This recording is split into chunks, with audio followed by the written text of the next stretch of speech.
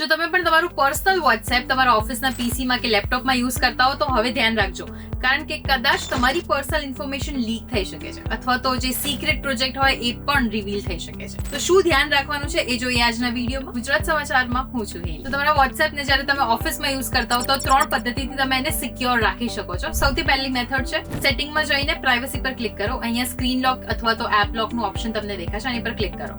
હવે અહીંયા એક પાસવર્ડ સેટ કરી દો. અહીંયા તમને મિનિટ્સ દેખાશે કે કેટલી મિનિટ પછી વોટ્સએપને તમે ઓટોમેટિક લોક કરવા ઈચ્છો છો. સપોઝ 1 મિનિટ માટે તમારું વોટ્સએપ ઇનએક્ટિવ છે તો એ ઓટોમેટિક લોક થઈ જશે. હવે બીજી મેથડ એ છે કે જે તમને 3 ડોટ્સ દેખાઈ રહ્યા છે એની ઉપર ક્લિક કરો. અહીંયા જઈને જ્યારે પણ તમે તમારી સીટ પરથી ઊભા થતા હો તો અહીંયાથી લોક સ્ક્રીન એની ઉપર પ્રેસ કરીને જ ઊભા થજો, જેથી કરીને તમારી જે સ્ક્રીન છે એ લોક થઈ જાય અને કોઈ પણ તમારું વોટ્સએપ ઓપન કરીને જોઈ ના શકે. અને કોઈ પણ XYZ રીઝનના લીધે તમે ભૂલી ગયા તમારા ડેસ્કટોપ અથવા તો લેપટોપમાંથી લોગ આઉટ કરવાનું અથવા તો ચેટ એમની એમ જ ખુલ્લી રહી ગઈ છે તો તમે તમારા ફોનમાંથી પણ લોગ આઉટ કરી શકો છો. એના માટે તમારે આ 3 ડોટ ઉપર ક્લિક કરવાનું છે અને અહીંયા જઈને લિંક ડિવાઇસ ઉપર ક્લિક કરો. હવે જ્યાં પણ તમારું વોટ્સએપ ઓપન હશે એ બ્રાઉઝર તમને અહીંયા દેખાઈ જશે.